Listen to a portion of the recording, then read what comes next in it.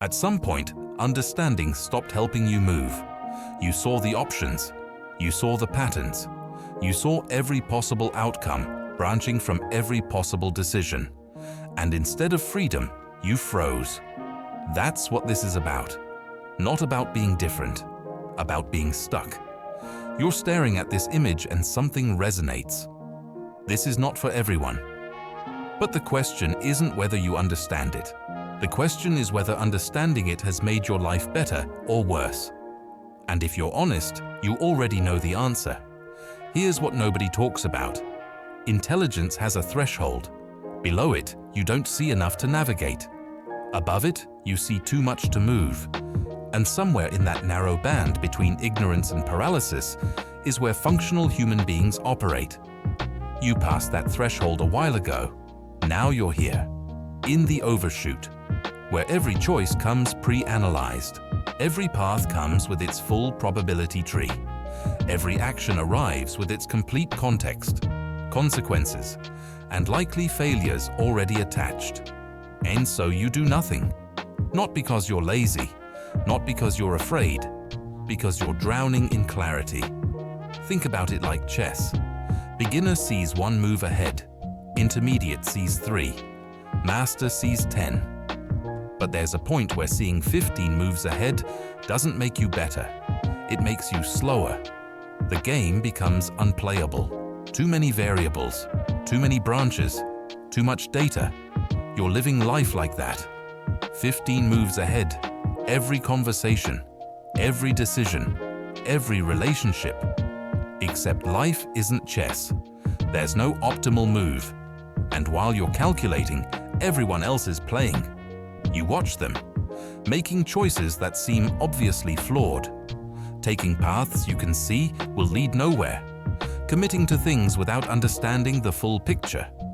And part of you wonders how they do it, how they move with such confidence when they clearly don't see what you see. The answer is simple. They don't see what you see, and that limitation is their advantage. This is where it gets clinical. The problem isn't the intelligence itself.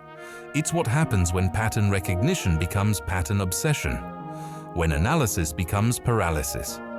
When the map gets so detailed, you forget it's not the territory. You've built a map, detailed, accurate. Every street, every building, every possible route from A to B. You can see the whole city from above, know exactly where everything leads. You've studied it so thoroughly, you could navigate it blindfolded. But you never leave your room, because the moment you consider stepping outside, you see all the ways it could go wrong, all the inefficiencies, all the wasted effort, all the dead ends everyone else walks into because they don't have your map. And the friction between knowing and doing becomes too heavy. So you stay inside, mapping, analyzing, understanding, refining, getting nowhere. The map keeps growing. More details, more accuracy, more coverage. You convince yourself this is productive. This is preparation.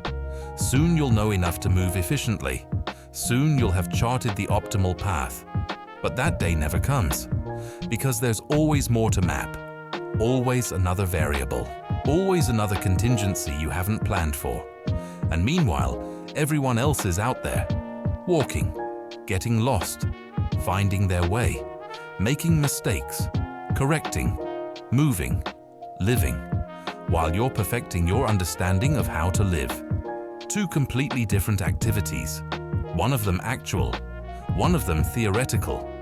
Guess which one you're doing? Here's the brutal part. You thought consciousness was the goal. Awareness, seeing clearly. That's what all the books promised, right? Know thyself. Examine your life. Question everything. Nobody mentioned what happens after you do. Nobody mentioned that examination can become paralysis. That questioning can become avoidance. That understanding can become a substitute for living. You've examined yourself so thoroughly, you've stopped being a self and become a case study. You're no longer a participant in your own life. You're an observer, an analyst, a commentator watching from the booth while the game plays out below.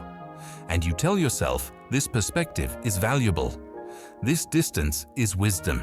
This detachment is enlightenment. But it's not. It's just fear with a philosophy degree. Choran saw this, called it the inconvenience of being born, not being conscious, being born at all. Because birth means action, means choosing, means moving through a world that doesn't make sense with information that's never complete. And if you're built to need complete information before you act, you'll never act. You'll just watch. Observe yourself. Observing yourself. Meta-aware. Meta-paralyzed. Stuck in the control room, watching the screens while your life plays out on autopilot. Let me give you a real image. Picture a room. Walls covered in monitors. Each screen showing a different possibility. Different version of your life. Different choice. Different path. All of them playing simultaneously. All of them visible. Most people live in one screen. They don't see the others. They make choices and move forward because they don't know what they're missing. They don't see the roads not taken, the alternatives not chosen, the lives not lived. You're in the control room, watching all the screens at once. And you can't pick one because you see exactly what each choice costs, what each path loses, what each decision forecloses. Every option comes with its complete sacrifice, clearly visible. Choose this, lose that. Go here, close that door. Commit to this person, foreclose these possibilities. Take this job, kill these other futures. So you watch all of them, choosing none. And that's not insight, that's imprisonment. The weight isn't ignorance. The weight is knowing too much and doing too little. People talk about decision fatigue. That's not what this is. This is decision paralysis, where the clarity itself becomes the obstacle, where seeing the full picture makes the picture unplayable. You know exactly why you're not moving. You can articulate it perfectly. You understand the psychology, the patterns, the fears, the defense mechanisms, the evolutionary biology behind it all, the childhood experiences that built this tendency, the cognitive biases that reinforce it, the neurological basis for analysis paralysis. And none of that understanding has moved you an inch, because understanding isn't movement. It's the opposite. It's standing still and explaining to yourself why you're standing still. It's building elaborate frameworks to justify inaction. It's mistaking description for change. You've become a philosopher of your own stasis, a scholar of your own paralysis. You could write a dissertation on why you don't move, publish papers, teach courses. You have the theory down perfectly, but theory isn't practice. Knowledge isn't action. Understanding why you're stuck doesn't unstick you. It just makes you articulate about being stuck. And here's the trap. The more you understand why you're stuck, the more stuck you become. Because now you have reasons, good ones, sophisticated ones, intellectually defensible ones. You're not stuck because you're weak or afraid. You're stuck because you see the futility, the absurdity, the meaninglessness of the motions everyone else is going through. You're stuck because you understand something they don't. That's a much better story than "I'm just scared." That's a narrative you can live with, a paralysis you can be proud of, an inaction that feels like integrity. But it's still just a story, still just another way to not move. At some point you have to ask, is this clarity serving you, or are you serving it? Is the analysis making your life better, or is it making your life smaller? Is the understanding freeing you, or is it becoming the cage? Because from where I'm standing, it looks like the cage. A sophisticated cage. An intellectually impressive cage. A cage you can explain in great detail, but still a cage. Most people never reach this point. They act without thinking, move without analyzing, choose without seeing all the implications. And honestly, they're probably happier for it. Not because ignorance is bliss, because action is momentum, and momentum creates experience, and experience creates meaning, even if that meaning is constructed. even if it's temporary, even if it falls apart later. At least they moved. At least they have something. Mistakes, regrets, memories, stories, something other than a perfectly mapped territory they never explored. You're still in the control room, still watching the screens, still seeing every possibility and choosing none. And the longer you stay there, the harder it gets to leave. Because now you have a comprehensive understanding of why leaving is difficult. You've analyzed the problem so thoroughly, you've made it unsolvable. You've turned movement into a philosophical problem. And philosophical problems don't have solutions. They have positions, perspectives, frameworks, arguments, counter-arguments, thesis, antithesis, synthesis, none of which get you out of the room. You can debate the nature of choice forever. You can analyze the paradox of decision-making. You can map the epistemological limitations of action. You can write volumes on the phenomenology of paralysis. And at the end of all that thinking, all that understanding, all that clarity, you're still exactly where you started, in the room, watching the screens, doing nothing. Here's what I'm not going to tell you. That understanding is bad. That you should stop thinking. That ignorance is better. That you should just stop overthinking and do something. That would be dishonest and reductive and dismissive of the very real cognitive architecture you're dealing with. What I will tell you is this. At some point, clarity stops being insight and becomes avoidance. At some point, seeing everything becomes a way to avoid choosing anything. At some point, the map becomes an excuse to never walk. And you know this. You've known it for a while. That's why this resonates.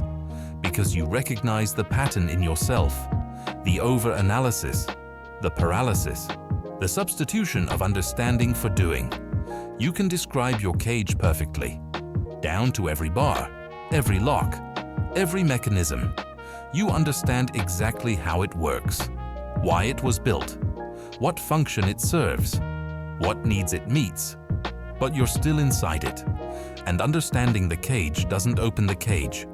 It just makes you an expert on cage architecture while remaining imprisoned. So what now?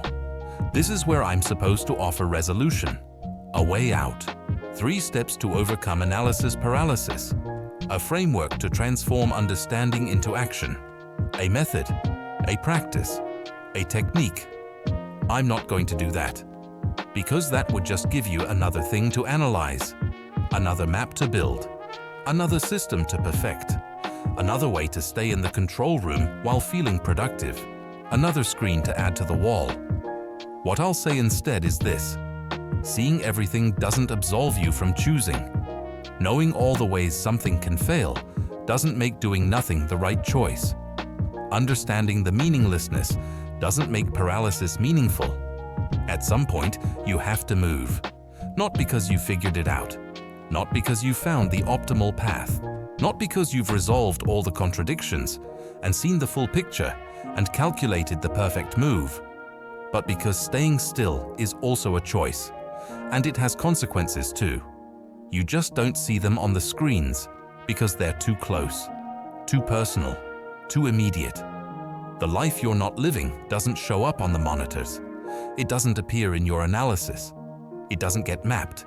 It just disappears, quietly, slowly, while you're watching everything else. Every day in the control room is a day not walking the streets. Every hour analyzing is an hour not experiencing. Every moment mapping is a moment not living. And those moments don't come back. They don't wait for you to finish your analysis. They don't pause while you calculate the optimal move. They just pass. And then they're gone. Shoran never moved. Spent his whole life in the control room, watching, analyzing, understanding. And you know what he concluded? That consciousness is suffering. That seeing clearly is a curse. That there is no solution because the problem is existence itself. He died in that room, surrounded by perfect understanding and zero movement, a complete map and an unexplored territory, total clarity and absolute paralysis. That's one option. The option of the pure observer, the complete analyst, the perfect understander who never acts. Or you can acknowledge that the room exists, that the screens are real, that the paralysis is legitimate, that the analysis is accurate, that everything you see is true, and walk out anyway.